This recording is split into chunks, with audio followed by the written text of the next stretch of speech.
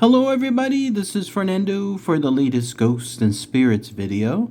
Alright, let's go ahead and let's continue the wonderful book, The World's Greatest Ghosts by Roger Bohr. This one once again featuring chapter 5, part 2 in this case, with a theme called Ghosts of the Highways and Skyways. As we saw in part 1, there was already a topic that I had discussed in a previous video years back, the one involving the hairy hands of Dartmoor. This one has to do with some apparent phantom flyers. So in other words, ghosts that people see throughout multiple airplanes. Very fascinating stuff. I've never really heard of something along those lines, but it'll be interesting to see what this says. As always, I'd love to hear what your own thoughts and comments are. So without further ado, this next segment is called Ghost Flyers of the Florida Sky. Air crew came back from the dead. So here's what it says. You may unfasten your seatbelts. The indicator lights in the bulkheads above the passengers went out. At the rear of the Eastern Airlines TriStar 318, stewardess Faye Merriweather left her seat near the emergency exit and went to the galley. There was less than 2 hours to serve the 180 sunseekers heading from New York to the holiday beaches of Florida. In the galley, Faye reached for the handle of the oven door, and even as she did so, she fell back, stunned, against the galley wall as though hit by an electric shock. Staring at her from the glass door of the oven was the face of a man. The image wavered, then the lips moved, but Faye heard nothing. Her hands were clasped, her mouth fell open, but somehow she stopped herself from screaming. It wasn't true, it couldn't be. Faye shut her eyes and then opened them, and there was nothing there. She had imagined it. So she took a deep breath. The in-flight meals must be served. She leaned forward again towards the oven door and then reached for the handle. And there it was again. The face once again blurred at first, then forming solid lines. It was that same face. The mouth moved, the eyes blinked, a frown furrowed the brow, a look of urgency crossed this phantom face. Faye staggered from the galley, her brain swirling. You mustn't panic, she told herself. Wasn't she sure of what she had seen? Do not alarm the passengers. The lessons of her training flooded through her head. She smoothed her skirt, swallowed a lungful of air, and walked as steadily as she could to the flight deck. Faye shook the flight engineer's shoulders. Quick, she said, there's a problem. She gave him no time to think, but strode back down the aisle towards the galley. The engineer followed, puzzled. At the door of the galley, Faye gripped his arm. She said it as matter-of-factly as she could. There's a ghost. There's a man's face. It's in the oven door.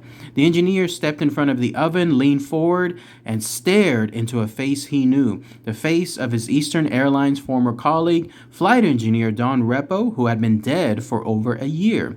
Then, beneath the whine of the TriStar engines and just audible in the metallic cell that was the galley, a voice whispered, "Beware, beware, fire in the jet." The words faded with this face.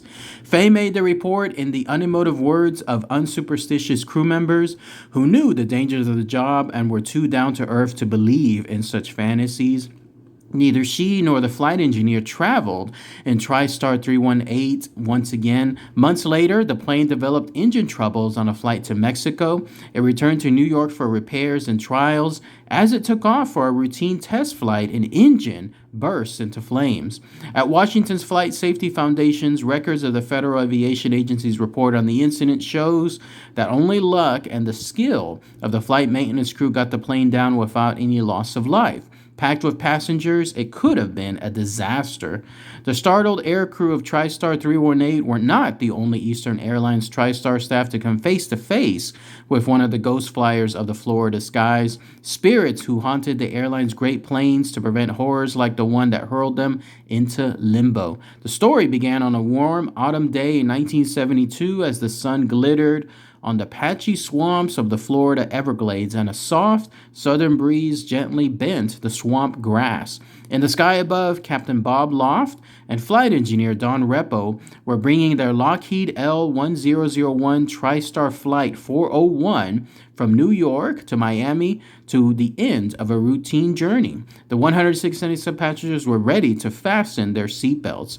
The order to activate the undercarriage was carried out. Bob Loft studied the panel of instruments. Strange, the indicator light showed that nothing had happened. The nose wheel should have lowered and locked, but the small light, which should have confirmed this, had not come on. Bob Loft put the aircraft on a circling course and then locked in the automatic pilot, while Don Repo scrambled into an observation bay from where he could see if the wheel was locked into position. Meanwhile, Loft decided to check the indicator light bulb for a fault. He swiveled around in his seat to reach the light cover. He took his eyes off the panels and the flight path in front of him as he tried to unscrew the bulb, and as Loft twisted, he had, without knowing it, knocked off the automatic pilot switch. He was still fixing the light bulb when something made him look up. Through the cockpit windscreen, there was a flash of glinting water speeding past. One glance told him the frightening message from the instrument panel, but there was no time to do or say anything. Flight 401 smashed into the swamps in a stream of flying water, mud, and vegetation. Bob Loft, Don Repo, and 97 other people had died. The plane was not entirely smashed. Some parts were hardly damaged. Seats and the galley in the rear of the plane were in sufficiently good condition to be salvaged. Accident inspectors sent them back to Lockheed, where they were reconstructed. Down on the factory assembly line, the parts were built into new TriStars. The galley was fitted into number 318. Early in 1973, 318 was airborne, and an Eastern Airlines vice president flew in it, along with airline staff being ferried back as passengers from destinations where their duties had ended. Cabin staff had checked in an off-duty captain who was sitting in the first-class compartment. The vice president joined them. They chatted amiably for a little while. The captain suddenly turned and looked full face at the airline chief, who gasped. It was Bob Loft. The vice president dashed from his seat to seek help from the cabin staff, but when a stewardess returned with him, the seat was empty. The ghost flyers were riding the skies. The next mysterious visitation occurred when a startled flight engineer stepped onto the flight deck to check the instruments before a routine Florida trip. A uniformed officer was already in his seat, and he turned to face the duty engineer. The face was unmistakably that of Don Repo. His voice said, "You don't have to check the instruments. I've already done that." Weeks later, an Eastern Airlines captain, aware of the flight engineer's report on the Erie cockpit incident, decided to check the instruments himself before taking off from Miami for Atlanta, Georgia. He ran through the checks, but staring at him from the face of the panel was the ghostly wavering outline of Don Repo's face. Then came the words like a distant echo. "There will never be another crash on an L1011. We will not let it happen." One of the captains saw the ghostly travelers of the Eastern Airlines, and a stewardess sent to check smoke coming from a TriStar bulkhead during a flight. She came face to face with the misty figure of the dead pilot, Bob Loft. The Flight Safety Foundation has studied detailed reports of the ghost sightings. Liaison Executive Doris Anstrom said, "The reports were given by experienced and trustworthy pilots and air crew. We consider them significant." The appearance of the dead flight engineer in the TriStar galley door was confirmed by the flight engineer. Later records at the Federal Aviation Agency record the fire which broke out on that same TriStar, and we published reports of the ghost sightings in our safety bulletin issued to airlines in 1974. The ghost appearances of the dead flyers ended after 18 months following an amazing ceremony in the galley of the haunted jet TriStar 318. A religious devotee who was also a technical second advisor with Eastern Airlines was granted permission to hold an exorcism ceremony. Aircrew, distressed by the increasing frequency of the apparitions, recited prayers. The officer sprinkled water into the galley, and as he did so, the anguished face of Don Repo stared despairingly at him. The ghost flyers of the Florida skies were never seen again. And then there's a little mini segment that's called The Phantom Airfield. Flying over southern England in 1937, a young RAF pilot, later to become Air Marshal Sir Victor Goddard, looked out of the cockpit of his plane and spotted an airfield with hangars and aircraft. He was puzzled, for the place was not recorded on maps and charts, and he reported his sightings. 5 years later, Goddard saw the place again shortly after it was built, exactly where he had seen it, as part of the RAF's front line against the Nazis. And then that's it. Let's go ahead and let's end this segment here. So again, Chapter 5, Part 2 from the book The World's Greatest Ghost by Roger Bohr. Once again, detailing with ghosts of the highways and skyways. Interesting stuff. Very eerie in this sense. For starters, let's talk about the chapter and then I'll mention why it's really eerie. Here you have a situation where it looks like there was an accidental crash, a situation involving a captain and then his engineer, and how essentially by sheer accident the autopilot was suddenly turned off, and then it caused the plane to basically plummet to the ground, and it was too little too late. All of a sudden it smashed into the swamps of the Florida Everglades, and then apparently, who knew that this was the case? Those parts are salvaged. You would think that all of them would be destroyed, but no, apparently if it's enough of a status where it's savable at least, then it's put into other planes. And so as it turns out, those parts carried the ghostly visages or the ghostly apparitions of those two people. Isn't that crazy? You would think that that wouldn't be too far-fetched, but that would be too far-fetched, but it's not. I hear stories all the time associated with ghostly relics, how sometimes there's a item that's within a house and it's all of a sudden taken to another place. That haunted item brings the ghost with them. So why wouldn't it happen as well with the part associated with an airplane that caused the crash of these two people, along with 97 other poor unfortunate souls? Why wouldn't their ghost move with those parts too? And so there they were, at least for those 18 months, haunting those skies.